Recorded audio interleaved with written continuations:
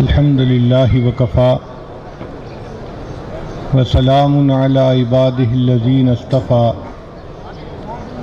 اما بعد اعوذ باللہ من الشیطان الرجیم بسم اللہ الرحمن الرحیم ولو ان اہل القرى آمنوا واتقوا لفتحنا علیہم برکات من السماء سبحان ربک رب العزت عما یصفون وسلام علی المرسلین والحمد للہ رب العالمین اللہم صلی علی سیدنا محمد وعلی آل سیدنا محمد وبارک وسلم۔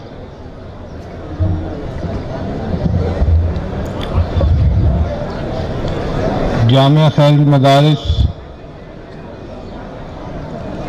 ملک کا ایک بہت نمایاں ادارہ ہے اور اس ادارے کی آج ختم بخاری شریف کی تقریب ہے۔ جو طلباء کئی سال جامعہ میں پڑھتے رہے آج وہ آخری حدیث مبارکہ کے درس سنیں گے اور ان کا گویا تعلیمی سلسلہ تکمیل کو پہنچے گا۔ یہ عاجز بھی انہی طلباء سے چند باتیں کرے گا۔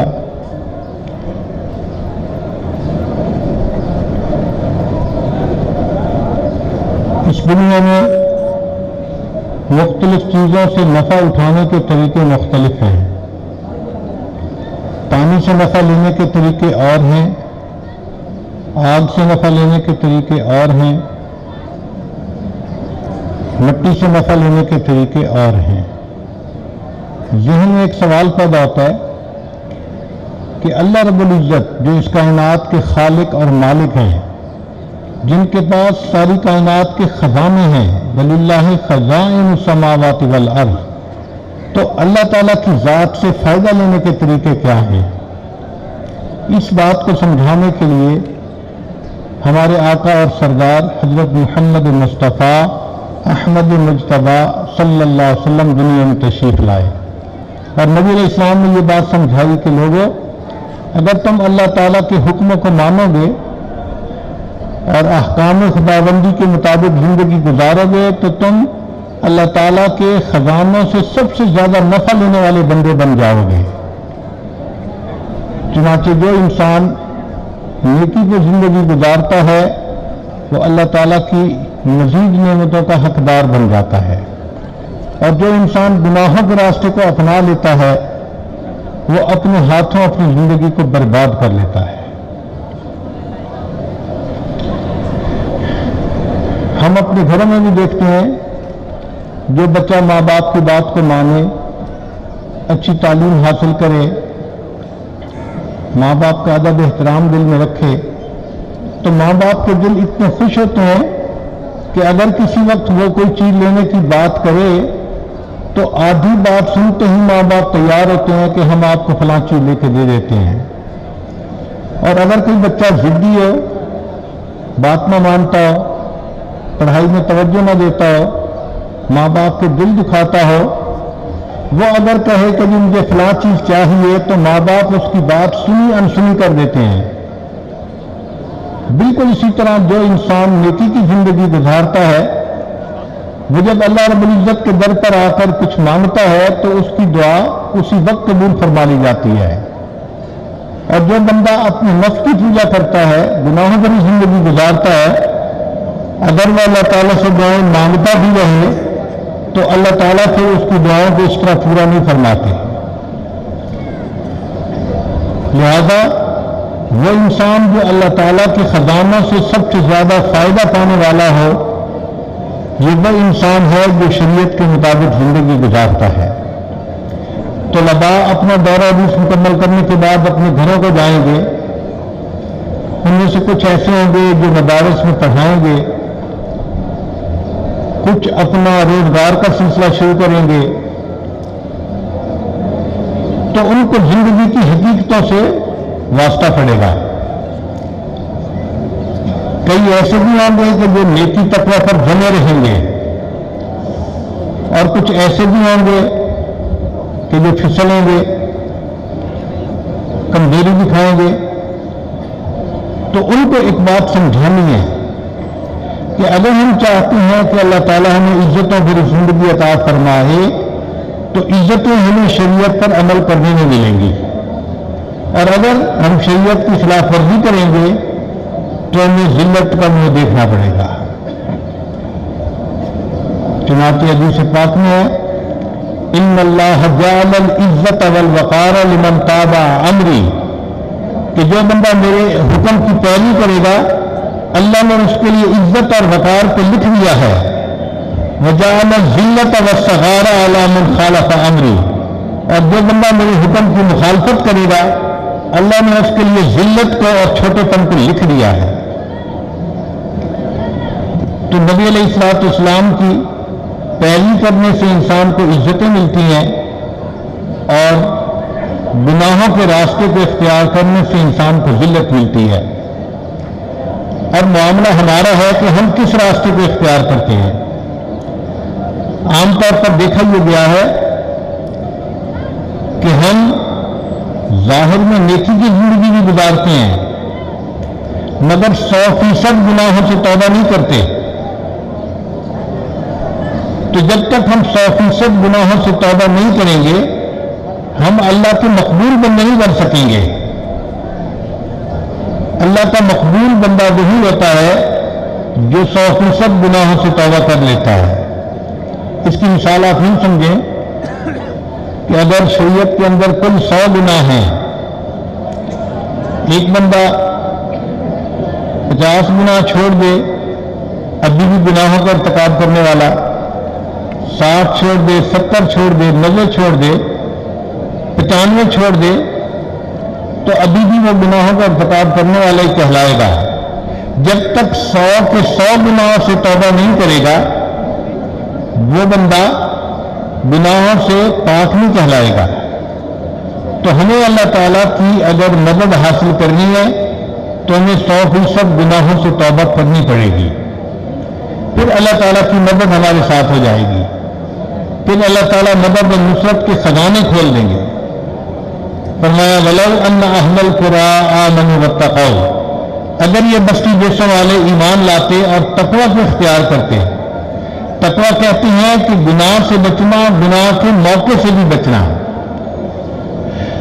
اللہ فرماتے ہیں اگر یہ ایمان لانے کے بعد تقویٰ اختیار کرتے لَفَتَحْنَا عَلَيْهِمْ بَرَكَاتٍ مِّنَ السَّمَاءِ، ہم آسمان سے ان کے لیے برکتوں کے دروازے کھول دیتے۔ تو اللہ تعالیٰ کے دروازے کھولنے کے لیے تیار ہیں، مگر جو ہم گناہوں کا ارتکاب کرتے ہیں ہم ان گناہوں کے دروازوں کو بند کر لیتے ہیں۔ اس کی مثال یوں سمجھیں کہ کسی جگہ پر بجلی کا پنکھا چل رہا ہے لیکن ایک بچہ بار بار اس کا بٹن بند کر دیتا ہے تو پنکھا تو بند ہو جائے گا۔ اسی طرح اللہ تعالیٰ کی رحمتوں کی بارش تو ہو رہی ہوتی ہے، ہم جب گناہ کا ارتکاب کرتے ہیں تو ہم گویا بٹن کو آف کر دیتے ہیں اور ان نعمتوں سے اپنے آپ کو محروم کر لیتے ہیں۔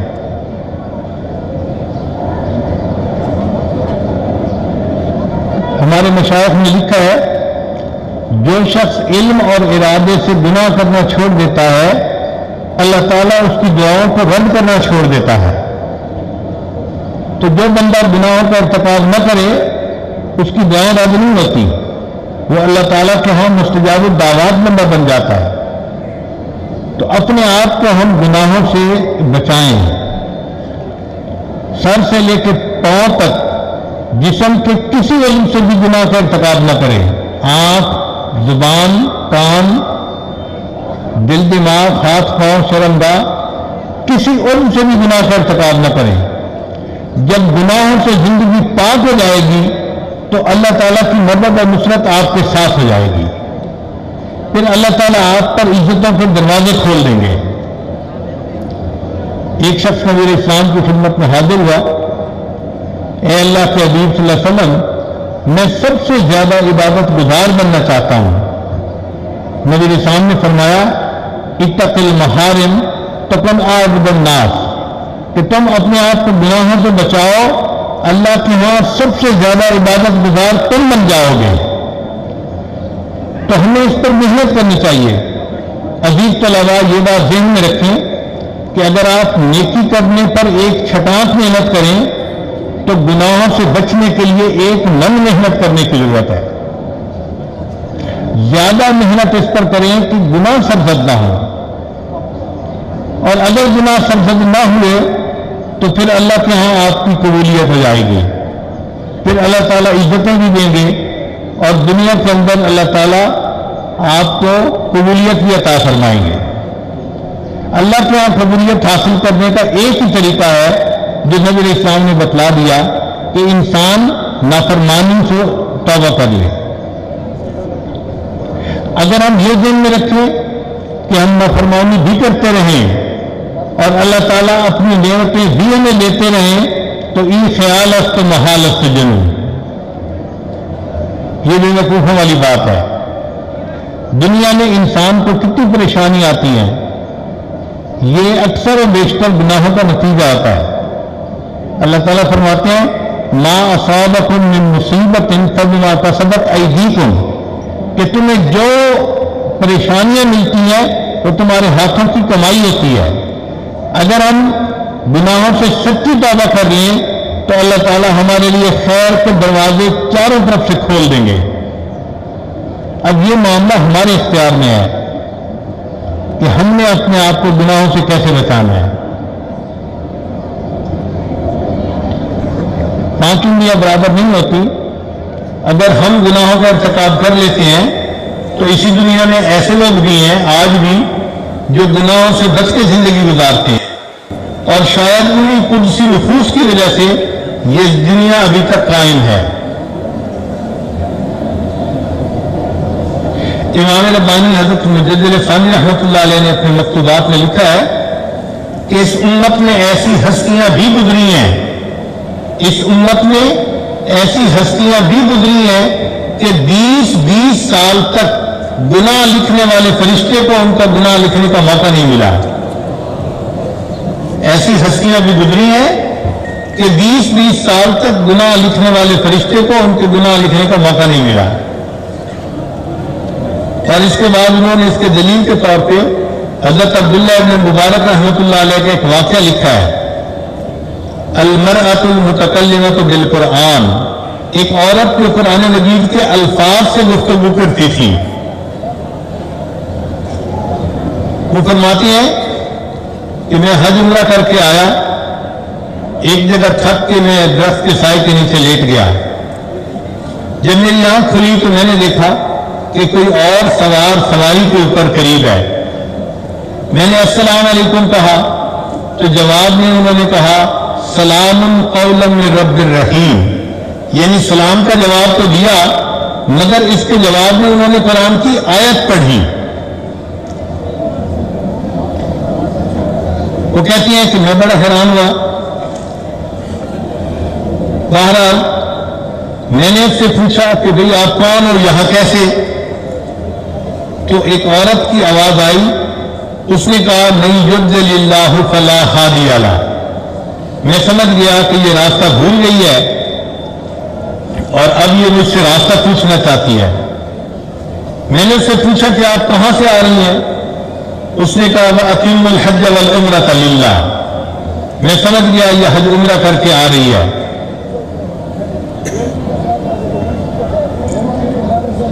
میں نے اس سے پوچھا کہ اچھا یہ بتاؤ کہ آپ نے جانا کہاں ہے؟ اس نے کہا ادخل مصر انشاءاللہ آمنین۔ تو میں سمجھ گیا کہ یہ شہر جانا چاہتی ہے۔ چنانچہ میں نے اس کو کہا کہ مجھے بھی شہر جانا ہے، میں آپ کو لے کے چلتا ہوں۔ میں اس عورت کو لے کے شہر کی طرف روانہ ہوا۔ تھوڑا فاصلہ تھا، راستے میں میں نے کچھ عربی اشعار پڑھنے شروع کر دیے۔ جب میں نے اشعار پڑھے تو اس عورت نے کہا فَقْرَؤُوا مَا تَيَسَّرَ مِنَ الْقُرْآنِ، کہ اگر تمہیں کچھ پڑھنا ہی ہے تو اللہ کے بندے اللہ کا قرآن پڑھو۔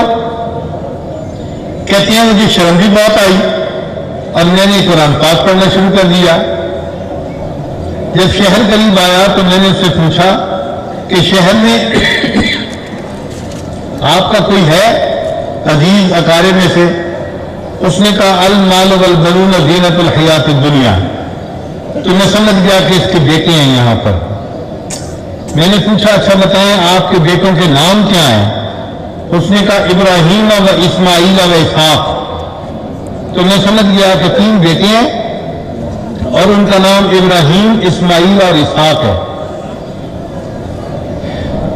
جب میں شہر میں پہنچا جہاں قافلہ رکا ہوا تھا تو میں نے تینوں بچوں کے نام لے کر پکارا تو 3 بچے بہت زیادہ ان کے چہروں پہ نیکی کا نور.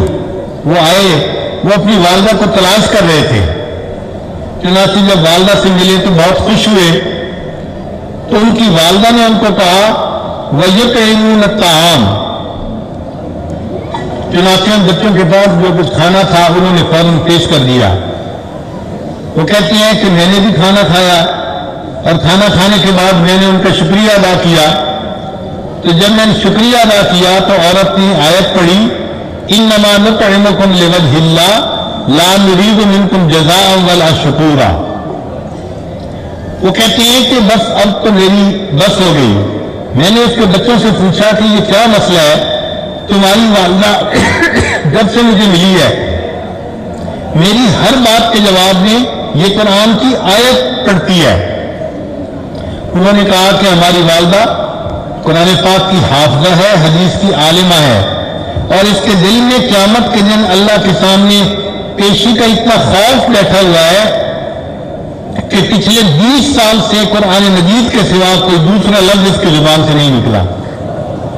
آپ ذرا غور کیجئے، اگر اس امت میں ایسے بھی لوگ قیامت کے دن کھڑے ہوں گے کہ جن کی زبان سے 20 سال تک قرآن پاک کے سوا کوئی دوسرا لفظ نہیں نکلا ہوگا اور وہاں ہم جیسے بھی کھڑے ہوں گے کسی کی غیبت کی، کسی کو الٹے سیدھے الفاظ کہے، کسی کو کمینہ کہا، کسی کو ذلیل کہا، تو سوچیں ہمارا قیامت کے دن کیا ہوگا.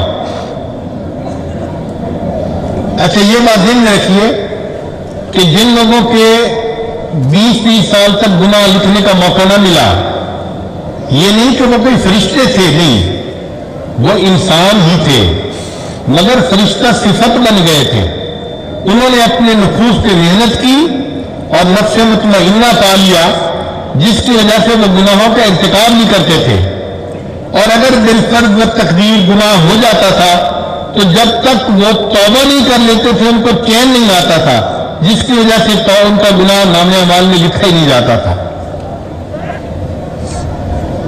تو ہمیں اس پہ محنت کرنی چاہیے کہ ہماری زندگی میں اللہ تعالیٰ کی معصیت نہیں ہونی چاہیے، نافرمانی نہیں ہونی چاہیے.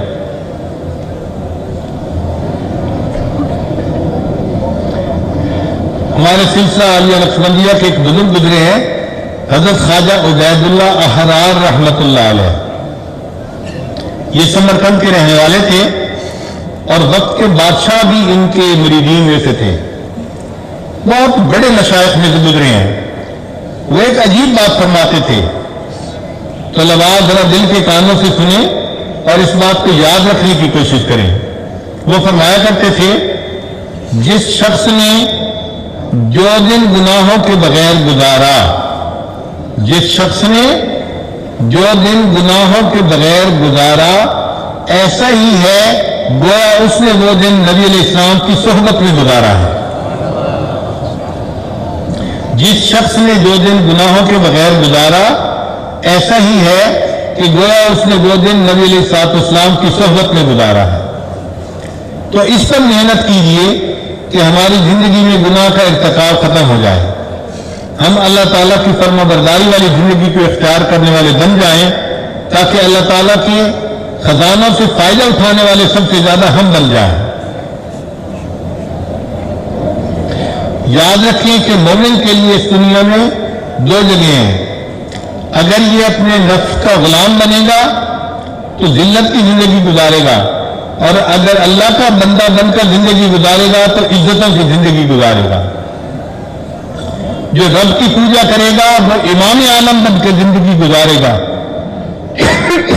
اور جو نفس کی پوجا کرے گا یہ غلام عالم بن کے زندگی گزارے گا. آپ دیکھیں بہت سارے نوجوان علم بھی پڑھا ہوتا ہے مگر ان کی حالت بری ہوتی ہے. کہیں ان پہ مسجد کے صدر صاحب روب ڈال رہے ہوتے ہیں, کہیں ان پہ کمیٹی والے روب ڈال رہے ہوتے ہیں. وہ کہتے ہیں جی میں کیا کروں, بس ہر طرف میرے لیے مشکلات ہیں. اصل میں کوئی ان کا مخالف نہیں ہوتا, ان کو ان کے نفس نے ہی ذلیل کیا ہوا ہوتا ہے. اگر وہ گناہوں کا ارتکاب چھوڑ دیں اور شریعت کی فرما برداری والی زندگی کو اختیار کر لیں تو انہیں کو عزتیں ملنی شروع ہو جائیں. تو یہ بات ذہن میں رکھیے گا کہ جب ہماری زندگی گناہوں سے خالی ہو جائے گی, اللہ تعالیٰ کی رحمتیں ہمیں اپنے اندر ڈھانپ لیں گی. ہر طرف سے عزتیں ملیں گی, ہر طرف سے محبتیں ملیں گی, اور اللہ تعالیٰ ہمیں دنیا میں ہی سکون کی زندگی دیں گے. قرآن مجید کی آیت ہے وَلِمَنْ خَافَ مَقَامَ رَبِّهِ جَنَّتَانِ, کہ جو بندہ اپنے رب کے سامنے کھڑے ہونے سے ڈر گیا اس کو 2 جنتیں ملیں گی. مفسرین نے اس کے 2 طرح کے ترجمے کیے ہیں. بعض مفسرین نے فرمایا اس کو 2 جنتیں ملیں گی, یعنی ایک گھر ملے گا اور دوسری جنت اس کو جنت میں دوسرا گھر بھی ملے. اس کی مثال یوں سمجھیں, ایک آدمی کا ایک گھر لاہور میں ہوتا ہے, ایک گھر اسلام آباد میں ہوتا ہے, تو اس کے 2 گھر ہوئے. اسی طرح ان لوگوں کے جنت میں 2 گھر اللہ عطا فرمائیں گے. پھر انہوں نے تفصیل لکھی کہ ان کا ایک گھر سونے کی چیزوں سے بنا ہوا ہوگا اور دوسرا گھر چاندی کی چیزوں سے بنا ہوا ہوگا. یہ 2 گھر ہوں گے. تو بعض مفسرین نے جنتان کا یہ ترجمہ کیا, اور بعض مفسرین نے کہا کہ نہیں, یہ ترجمہ نہیں بلکہ ترجمہ یہ ہے وَلِمَنْ خَافَ مَقَامَ رَبِّهِ جَنَّتَانِ, اللہ ان کو 2 جنتیں دیں گے. کہیں جنت الدنیا و جنت الآخرہ, 2 جنتوں سے کیا مراد کہ اللہ ان کی دنیا کی زندگی کو جنت کا نمونہ بنا دیں گے, اور دوسری جنت ان کو جنت میں گھر ملے گا. ہم اپنے اکابرین کی زندگی کو دیکھیں تو ہم اس کی کئی مثالیں آنکھوں سے دیکھ سکتے ہیں کہ جنہوں نے اللہ کو راضی کیا ان کی عمر کا آخری حصہ ایسا تھا کہ ان کو دنیا میں جنت کے مزے آتے تھے. حضرت مولانا فضل الرحمان گنج مراد آبادی رحمۃ اللہ علیہ کبھی کبھی بیٹھے ہوئے فرماتے تھے جنت کا مزہ آ رہا ہے. اتنا سکون ہوتا ہے دل میں ان اللہ والوں کے کہ دنیا میں ان کو جنت کا مزہ آتا ہے, ایسی عزتیں ملتی ہیں, ایسا سکون ملتا ہے.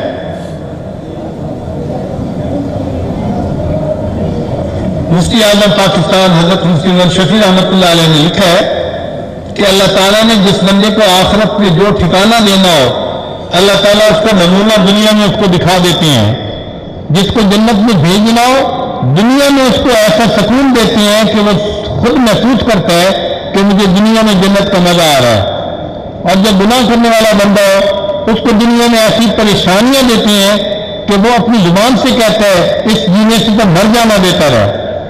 پتہ چلتا ہے کہ اس بندے کا آخرت کے اندر ٹھکانہ جہنم میں ہوگا. تو ہم اگر چاہتے ہیں کہ ہماری زندگی اللہ کی رضا والی ہو تو اس کا ایک ہی طریقہ ہے گناہوں سے سچی توبہ کرنا. گناہوں کی لسٹ بنائیں اور ایک ایک کر کے ایک ایک گناہ سے توبہ کرتے کرتے ایک ایسا وقت آئے کہ ہمارا دل گواہی دے کہ اب میں کسی گناہ کا ارتکاب نہیں کرتا. یہ اللہ کی مدد ہی سے ممکن ہے. اس کے لیے 2 رکعت نفل پڑھ کے روزانہ اللہ سے مدد مانگیں, اے اللہ مجھے ایسی زندگی عطا فرما جو گناہوں سے خالی ہو. اور اگر ایسی زندگی مل گئی تو آپ کو مقام تسخیر نصیب ہو جائے گا. مقام تسخیر کہتے ہیں کہ لوگوں کے دل مسخر ہو جائیں گے, لوگ آپ سے والہانہ محبت کریں گے, عزت کریں گے, اور اللہ تعالیٰ دنیا آپ کے قدموں میں لا کے ڈال دیں گے. یہ مقام تسخیر اللہ نے صحابہ رضی اللہ عنہ کو عطا فرمایا تھا. چنانچہ ان کا ہوا, آگ, پانی, مٹی ہر چیز پہ چلا کرتا تھا. سیدنا عمر رضی اللہ عنہ کی مثال سن لیجئے کہ ایک مرتبہ مدینہ طیبہ کے باہر سے آگ نکلی جو مدینہ طیبہ کی طرف بڑھ رہی تھی. حضرت عمر فاروق رضی اللہ عنہ کو پتہ چلا تو انہوں نے حضرت تمیم داری رضی اللہ عنہ کو حکم دیا کہ آپ جائیں اور آگ کو واپس لوٹائیں. حضرت تمیم داری رضی اللہ عنہ 2 رکعت نفل پڑھے اور ان کے پاس جو چادر تھی اس کو انہوں نے ایسے جیسے کوئی ہنٹر ہوتا ہے کہ آگ کے قریب آئے اور آگ کو مارتے تھے اور آگ پیچھے ہٹتی گئی حتیٰ کہ جس یعنی پہاڑ کے غار سے نکلی تھی اسی غار میں دوبارہ واپس چلی گئی. آگ نے ان کا حکم مانا, ہوا نے ان کا حکم مانا. چنانچہ ایک مرتبہ سیدنا عمر لانا خطبہ دے رہے تھے تو دوران خطبہ فرمایا یا ساریت الجبل. ایک صحابی تھے جو کافروں کے ساتھ جہاد میں مشغول تھے اور وہ ایک پہاڑ کے قریب تھے اور دشمن پہاڑ کے پیچھے سے ان پر حملہ کرنا چاہتا تھا. تو اللہ نے حضرت عمر لانا کو باطن کی نظر سے دکھلا دیا تھا منظر. تو انہوں نے خطبے میں کہا کہ ساریہ یہ جو پہاڑ کی سائڈ ہے اس کا خیال رکھنا, اور ہوا نے ان کے پیغام کو سینکڑوں میل دور تک پہنچا دیا. آگ نے ان کا حکم مانا, ہوا نے ان کا حکم مانا, پانی نے ان کا حکم مانا.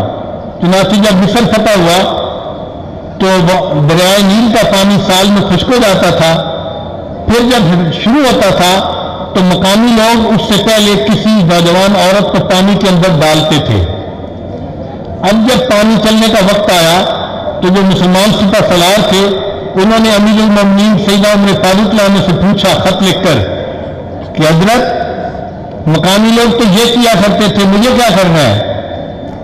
تو سیدنا عمر عنہ نے ایک خط لکھا دریائے نیل کے نام, اے دریا اگر تو اپنی مرضی سے چلتا ہے تو بالکل نہ چل, اور اگر تو اللہ کی مرضی سے چلتا ہے تو امیر المومنین عمر بن الخطاب تجھے حکم دیتا ہے کہ تو چلنا شروع کر. اور پھر جو امیر لشکر تھے ان کو کہا کہ آپ یہ میرا رکا پانی کے اندر ڈال دیں. وہ رکا پانی کے اندر ڈالا گیا, دریائے نیل نے چلنا شروع کیا. آج تک دریائے نیل اس کے بعد دوبارہ پھر کبھی بند نہیں ہوا. تو پانی نے بات مانی, ہوا نے بات مانی, آگ نے بات مانی, زمین نے بات مانی. چنانچہ حدیث میں آتا ہے کہ سیدنا عمر عنہ کے زمانے میں مدینہ طیبہ میں ایک دفعہ زلزلہ آیا تو سیدنا عمر عنہ نے پاؤں زور سے زمین پر مار کر کہا اے زمین کیوں ہلتی ہے, کیوں میں نے تیرے اوپر عمل قائم نہیں کیا, اور زمین کا زلزلہ فوراً ختم ہو جاتا ہے. یہ مقام تسخیر کہلاتا ہے کہ اللہ کی مخلوق بندے کی اطاعت کرتی ہے. ہر کے عاشق شد جمال ذات را اوست سید جملہ موجودات را. ایسا بندہ جو اللہ کی ذات کا عاشق بن جاتا ہے وہ پھر تمام مخلوقات کا سردار بن جایا کرتا ہے. تو ہم اگر چاہتے ہیں کہ ہمیں اللہ تعالیٰ یہ نعمت عطا فرمائے تو ہمیں گناہوں سے پاک ہونے کی ضرورت ہے, معصیت سے بچ کے زندگی گزاریں. بڑا گناہ چھوٹا گناہ کوئی بھی گناہ جو ہے اس کا ارتکاب نہ کریں. اپنی ٹیمپٹیشنز کو روکنے کی عادت ڈالیں, حتیٰ کہ ہم اپنی نفس کو شریعت کی لگام پہنا دیں اور وہ ہر حال میں شریعت کے مطابق چلنے والا بن جائے.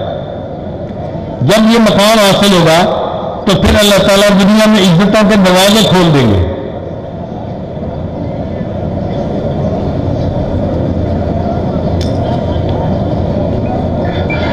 ہمارے اکابر علماء دیوبند کی زندگیوں کو آپ پڑھ کر دیکھ لیں کہ ان کی زندگیاں شریعت و سنت کے مطابق تھیں. اللہ نے ان سے دین کا کام کتنا لیا, کتنی قبولیت دی, اور علم کا فیض کتنا ان کے ذریعے سے اللہ نے دنیا میں پھیلایا. یہ ان کی قبولیت کی آج بھی گواہی مل رہی ہے. عابد کی یقین سے روشن ہے سادات کا سچا صاف عمل, آنکھوں نے کہاں دیکھا ہوگا اخلاص کا ایسا تاج محل. اخلاص کا تاج محل بنا کے چلے گئے دنیا میں. تو یہ بات ذہن میں رکھیے, یہ نقطہ سمجھنے والا ہے کہ ہم نے اپنی زندگی سے گناہوں کو ختم کرنا ہے. بس اس پر جتنی محنت کرنی پڑے کریں, آرزوئیں خون ہو, تمنائیں قربان ہو, لیکن اب تو اس دل کو بنانا ہے تیرے قابل مجھے. اے اللہ اب تو میں نے اس دل کو آپ کے شان کے مطابق بنانے کی کوشش کرنی ہے. اس پر ہمیں محنت کرنے کی ضرورت ہے.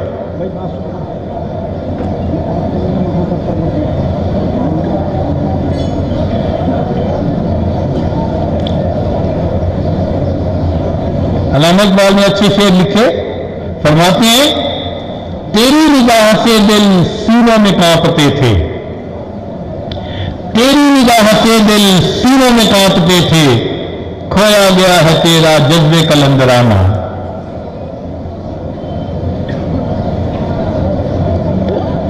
تعمیر آشیاں سے میں نے یہ راز پایا، اہل جنوں کے حق میں بجلی ہے آشیانہ۔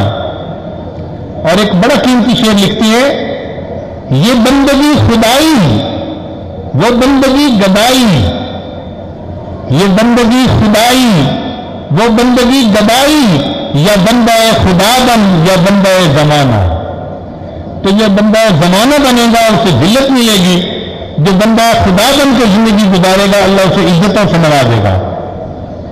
ہمارے اکابر کا یہی حال تھا کہ وہ اللہ کے بندے بن کر زندگی گزارتے تھے اور اللہ ہر میدان میں کامیابی سے ہمکنار فرماتے تھے۔ لگاتا تھا تو جب نعرہ تو خیبر توڑ دیتا تھا، حکم دیتا تھا تو دریا سے رستہ چھوڑ دیتا تھا۔ یہ مومن کا مقام بڑا اونچا ہے، اس پہ فرشتے حیران ہوتے ہیں کہ کیا ایک بندہ ایسا بھی مقام حاصل کر سکتا ہے، اور یہ مقام انسان کو گناہوں کے چھوڑنے سے ملتا ہے، پاکیزہ زندگی ہو جائے، نیکی کی والی زندگی ہو جائے۔ ایک اصول کی بات یاد رکھیے، بھاگ بھاگ کر نیکی کرنا یہ صالحین کا شعار ہے، بھاگ بھاگ کر نیکی کرنا صالحین کا شعار ہے، اور گناہوں سے بچ کر زندگی گزارنا یہ صدیقین کا شعار ہے۔ اللہ تعالی ہمیں بھی صدیقین والی زندگی عطا فرمائے۔ اللہ تعالیٰ قرآن میں فرماتے ہیں، خلق الموت والحیات لیبلوکم ایکم احسن عملا، ہم نے موت اور حیات کو پیدا کیا یہ جانچنے کے لیے کہ تم میں سے کون بہتر عمل کرتا ہے۔ احسن عملا کی تفسیر میں روح المعانی نے لکھا ہے کہ اللہ تعالیٰ یہ دیکھنا چاہتے ہیں کہ تم میں سے کون اسرع فی الخیر، نیکی کے کام میں دوڑ کے آگے بڑھنے والا کون ہے، اور من المعاصی، اور معاصی میں زیادہ بچنے والا تم میں سے کون ہے، اللہ یہ دیکھنا چاہتے ہیں۔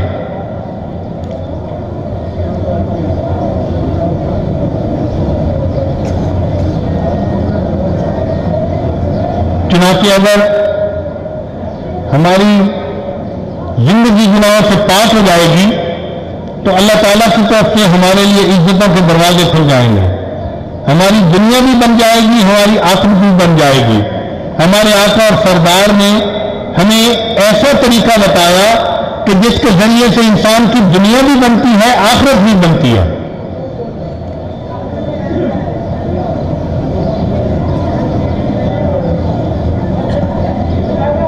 اس عاجز کو اپنی زندگی میں ایک ایسے بزرگ کی خدمت میں رہنے کا موقع ملا جو مستجاب الدعوات تھے۔ ہم ان کو دعاؤں کے لیے کہتے تھے اور چند دنوں کے اندر ان کی دعاؤں کی قبولیت اپنی آنکھوں سے دیکھتے تھے۔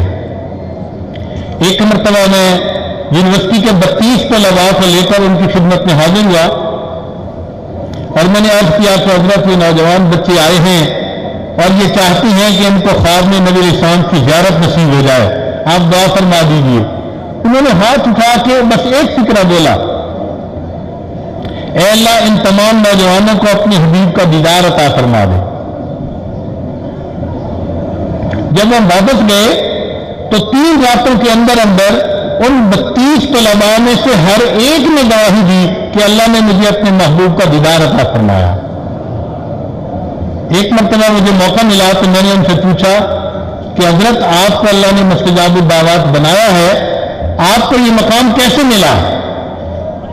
تو جب میں نے ان سے یہ سوال پوچھا تو وہ مجھے فرمانے لگے، نام لے کر کہنے لگے کہ میں اپنے سردار کی نافرمانی نہیں کرتا۔ وہ نبی علیہ السلام کو آقا اور سردار کے نام سے پکارتے تھے، بہت ادب بہت احترام کرتے تھے۔ تو جب میں نے پوچھا کہ حضرت آپ کو یہ مقام کیسے ملا کہ آپ کی ہر دعا قبول ہوتی ہے، تو فرمانے لگے کہ میں اپنے سردار کی نافرمانی نہیں کرتا۔ اس میں کوئی شک نہیں کہ جو بندہ اپنے سردار کی نافرمانی چھوڑ دیتا ہے اللہ تعالیٰ پھر اس کو مستجاب الدعوات بندوں میں شامل فرما لیتا ہے۔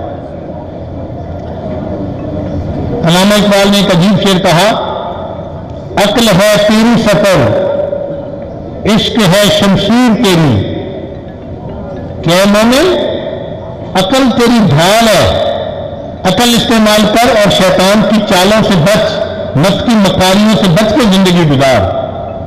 عقل ہے تیری سفر، عشق ہے شمشیر تیری، میرے درویش خلافت جہانگیر تیری، ما سوی اللہ کے لیے آگ ہے تکبیر تیری، ما سوی اللہ کے لیے آگ ہے تکبیر تیری، تو مسلمان ہے تو تدبیر ہے تکبیر تیری۔ اگر تو صحیح معنی میں مسلمان ہے تو جو تو تدبیر بنائے گا اللہ اس کو تیری تکبیر بنا دیں گے۔ سوچیں مومن کو کیا مقام اللہ عطا فرماتے ہیں کہ جو وہ تدبیر بناتا ہے اللہ اس کی تدبیر کو اس کی تکبیر بنا دیا کرتے ہیں۔ تو مسلمان ہے تو تدبیر ہے تکبیر تیری۔ اور پھر آخر کو بہت خوبصورت شعر کہا کہ محمد سے وفا تو نے تو ہم تیرے ہیں، یہ جہاں چیز ہے کیا لوح قلم تیرے ہے۔ تو جو طلباء آج بخاری شریف کی آخری حدیث پاک کا درس سنیں گے وہ اس نقطے کو بھی پلے باندھ لیں کہ ہم نے آج کے بعد اپنے محبوب صلی اللہ علیہ وسلم سے وفا کرنی ہے، ہم نے گناہوں سے سچی توبہ کر کے نیکی کی زندگی گزارنی ہے۔ اللہ تعالیٰ ہمیں نیکوکاری کی زندگی نصیب فرمائے۔ وآخر دعوانا ان الحمد للہ رب العالمین۔